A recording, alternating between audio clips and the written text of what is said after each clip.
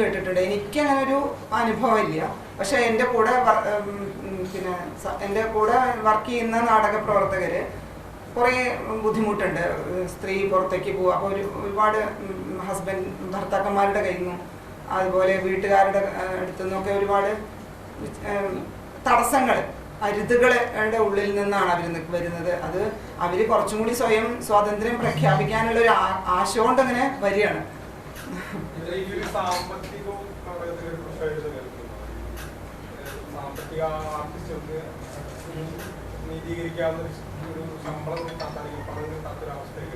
ഇത് ഞങ്ങൾ അമേച്ചർ സംഘമാണ്.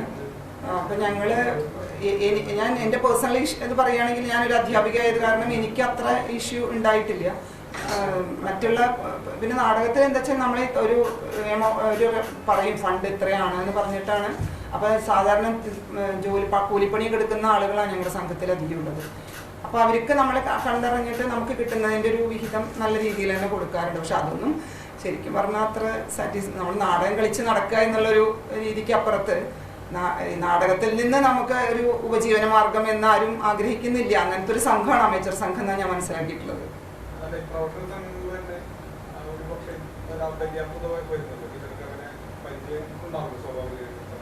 പ്രൊഫഷണൽ സംഘങ്ങൾ എനിക്ക് അങ്ങനെ ഒരു വലിയ ലോകങ്ങളില്ല കേട്ടോ. പ്രൊഫഷണൽ സംഘത്തിനെ കുറിച്ച് എനിക്ക് അത്ര അറിയില്ല. ഇല്ല, ഇതുവരെ ഒന്നും വന്നിട്ടില്ല. തടവ് IFFK അവാർഡ് പ്രഖ്യാപിച്ചതിന് ശേഷം ഒരു ഷോർട്ട് ഫിലിം ചെയ്തു. ഞങ്ങളുടെ സംഘത്തിലെ തന്നെ ഒരു കുട്ടിയുടെ ആമോസ് എന്ന് പറയുന്ന ഡയറക്ടറുടെ ബേസിൽ ഞങ്ങളുടെ ടീം തന്നെ അത് അതിൻ്റെ എഡിറ്റിങ്ങും കാര്യങ്ങളൊക്കെ നടന്നുകൊണ്ടിരിക്കുക. ഒപ്പോണൻ്റ് എന്ന് പറഞ്ഞിട്ടുള്ള ഷോർട്ട് ഫിലിം, അത്രയേ ഉള്ളൂ. സിനിമയൊന്നും ഇല്ല.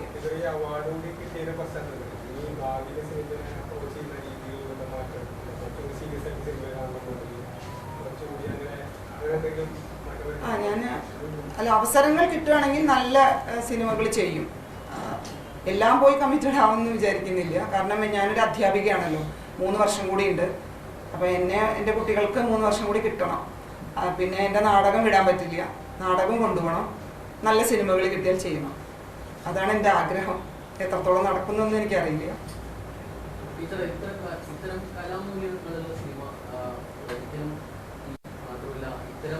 അഭിനേതാക്കൾക്ക് അങ്ങനെ ഒരു പ്രശസ്തിയോ മറ്റൊന്നും ഇതുവരെ നമ്മൾ ലഭിക്കുന്നതെന്ന് കണ്ടിട്ടില്ല. അപ്പോൾ ഇത്തരം നല്ല സിനിമകൾ, ഒരുപാട് നല്ല സിനിമകൾ ഇറങ്ങുന്നുണ്ട് മലയാളത്തിൽ.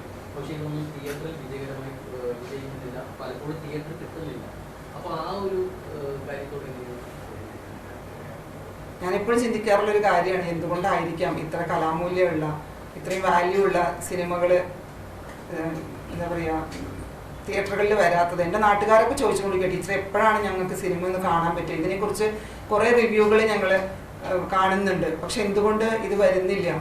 അപ്പം ഞാൻ വിട്ട് പറയിച്ചില്ല, എനിക്കൊന്നും ചെയ്യാൻ പറ്റില്ല. ഞാൻ പറയും ഞങ്ങളുടെ സംവിധായകനും പ്രൊഡ്യൂസറും തമ്മിൽ സംസാരിക്കുന്നുണ്ട്, പലരുമായിട്ടും ബന്ധപ്പെടുന്നുണ്ട്. അവർ നിരന്തരം ശ്രമിച്ചുകൊണ്ടിരിക്കുകയാണ് ഇതൊന്ന് പുറത്തേക്ക് ഇറക്കാൻ വേണ്ടിയിട്ട്. അത് കഴിയുന്നില്ല. അപ്പോൾ നല്ല സങ്കടമുണ്ട് ഞങ്ങൾക്ക് എല്ലാവർക്കും, ഞങ്ങളുടെ നാടിനും. ഇത് കുറേ പേര്, നാട്ടുകാർ മാത്രമല്ല, ഈ സിനിമയെ ഇഷ്ടപ്പെടുന്ന ഒരുപാട് ആളുകൾ, IFFKയിലൊക്കെ സിനിമ കണ്ട് പുറത്തിറങ്ങിയ ആളുകൾ പറഞ്ഞിട്ട് അവരൊക്കെ എന്നെ വിളിച്ച് ചോദിക്കുന്നു. അപ്പോൾ ഇത് എന്തുകൊണ്ടാണ് ഇങ്ങനെ ഒരു അവസ്ഥ വരുന്നത് എന്നുള്ളൊരു പരിതാപകരമായൊരു അവസ്ഥയാണ്. അപ്പോൾ എന്തായാലും ഇത് വരുമെന്ന് പ്രതീക്ഷിക്കുന്നു ഇപ്പോഴും ഞങ്ങളുടെ ടീം മൊത്തം.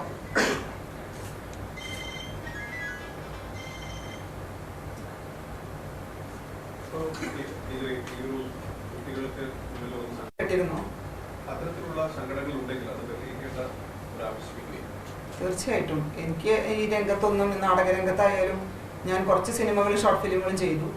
എനിക്ക് അനുഭവങ്ങളില്ല. അനുഭവങ്ങൾ ഉണ്ടെങ്കിൽ ഞാൻ എന്തും പറയാറുള്ളൂ, ഏതൊരു കാര്യം.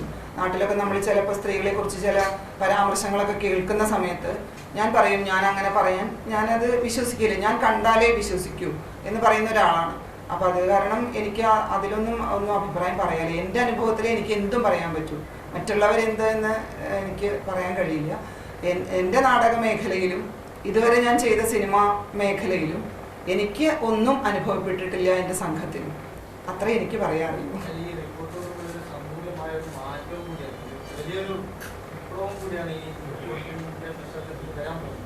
ഇന്നലത്തെ അല്ലേ? ഇന്നലത്തെ തീർച്ചയായിട്ടും അത് അങ്ങനെ ഉണ്ടെങ്കിൽ തീർച്ചയായിട്ടും അതിന് മാറ്റം വരണം. അത് ശബ്ദം ഉയർത്തിയവരോട് എന്തായാലും ഞാൻ അഭിനന്ദനം പറയണം. അവരോട് ഇത്തരം പ്രശ്നങ്ങൾ ഉണ്ടെങ്കിൽ അത് പുറത്തേക്ക് കൊണ്ടുവരണം. അതിനെതിരായിട്ട് എല്ലാവരും ശബ്ദം ഉയർത്തണം, അതിനൊരു പരിഹാരം കണ്ടെത്തണം. സ്ത്രീകൾക്ക് അത്രയും സുരക്ഷിതമായിട്ട് അവരുടെ കലാമേഖലയിൽ ഉയർന്നു നിൽക്കാൻ സാധിക്കണം.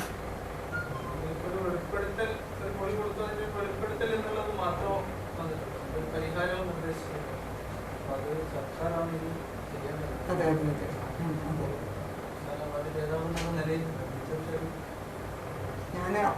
ഞാൻ ഈ ചെറിയ കാര്യങ്ങളുടെ ആളാണ്. വലിയ കാര്യങ്ങളിലൊന്നും എനിക്ക് അതിനെ കുറിച്ചൊന്നും ബോധേടാൻ വയ്യ.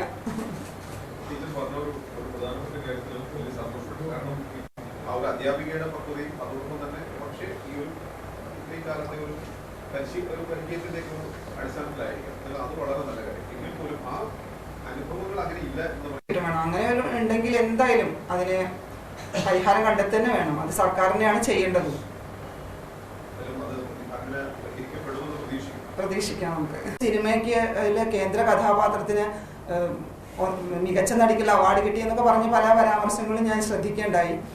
അപ്പം അങ്ങനെയുള്ള ഒരു അവസരത്തിൽ ഉർവശി ചേച്ചിയുടെ ഒപ്പമാണ് എനിക്ക് കിട്ടിയത്. അത് വല്ലാത്തൊരു അഭിമാനവും സന്തോഷമായിട്ടാണ് ഞാൻ കരുതുന്നത്. എനിക്ക് ഒറ്റയ്ക്ക് കിട്ടിയാൽ എനിക്ക് ഇത്ര സന്തോഷം ഉണ്ടാവില്ല.